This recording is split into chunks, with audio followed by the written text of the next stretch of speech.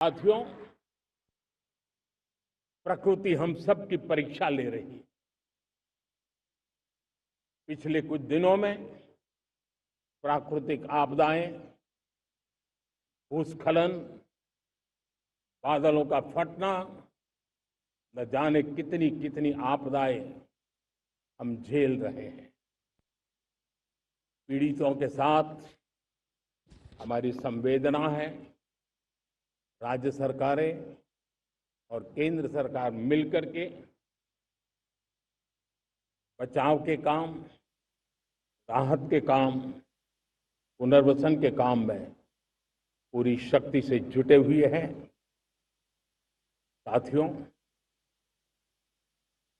आज 15 अगस्त का एक विशेष महत्व भी मैं देख रहा। मुझे बहुत गर्व हो रहा है। आज मुझे लाल किले की प्राचीर से ऑपरेशन सिंदूर के वीर जाबाजों को सैल्यूट करने का अवसर मिला है।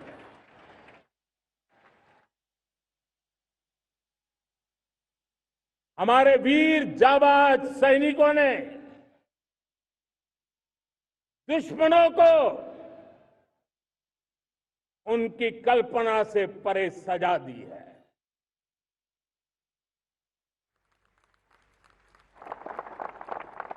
और इस अपील को पहलगाम में सीमा पार से आतंकियों ने आकर के जिस प्रकार का कत्ले आम किया, धर्म पूछ करके लोगों को मारा गया। पत्नी के सामने पति को गोलियां दी, बच्चों के सामने अपने पिता को मौत के घाट उतार दिया गया। पूरा हिंदुस्तान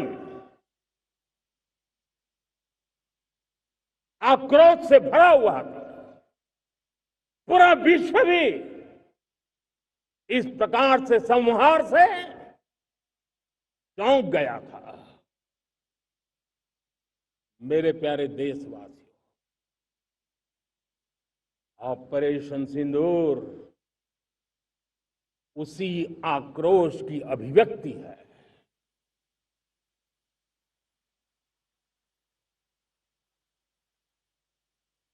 बाईस तारीख के बाद हमने हमारे सेना को खुली छूट दे दी। रणनीति वो तय करे, लक्ष्य वो तय करे, समय भी वो चुने। और हमारी सेना ने वो करके दिखाया जो कई दशकों तक कभी हुआ नहीं था। सैकड़ों किलोमीटर दुश्मन की धरती पर घुस करके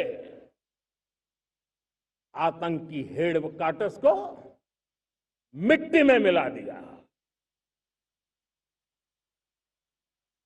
आतंकी इमारतों को खंडहर बना दिया।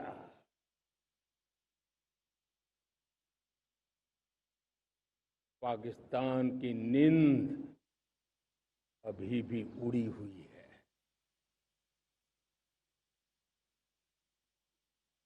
पाकिस्तान में हुई तबाही इतनी बड़ी है कि रोज नए नए खुलासे हो रहे हैं, नई नई जानकारियां आ रही हैं।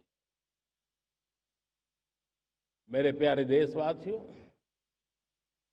हमारा देश कई दशकों से आतंक को झेलता आया हुआ है। देश के सीने को छलनी कर दिया गया है। अब हमने एक न्यू नॉर्मल प्रस्थापित किया। आतंक को और आतंकी को पालने पोसने वालों को,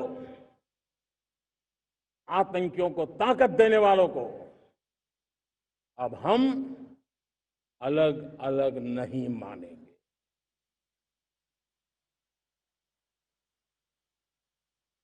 वो मानवता के समान दुश्मन है।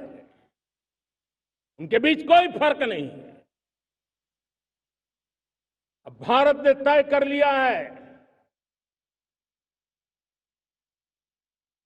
कि न्यूक्लियर की धमकियों को अब हम सहने वाले नहीं हैं। न्यूक्लियर ब्लैकमेल लंबे अरसे से चलाया, अब वो ब्लैकमेल नहीं सहा जाएगा।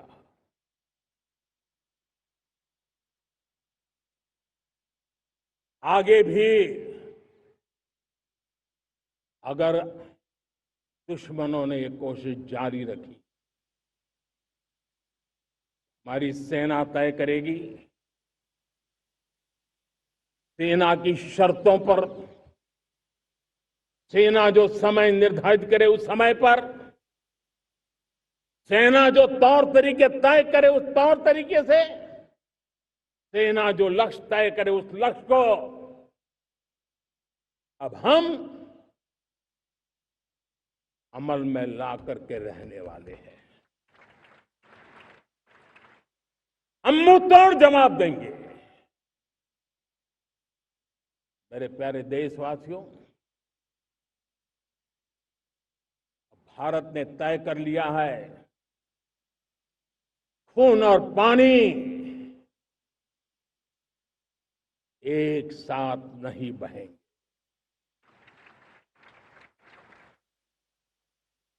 अब देशवासियों को भली भांति पता चला है कि सिंधु का समझौता कितना अन्यायपूर्ण है, कितना एक तरफा है। भारत से निकलती नदियों का पानी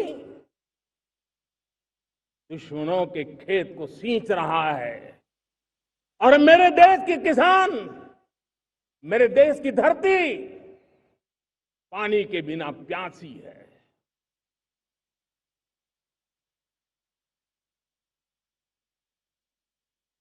यह ऐसा समझौता था जिसने पिछले 7 दशक से मेरे देश के किसानों का अकल्पनीय नुकसान किया है।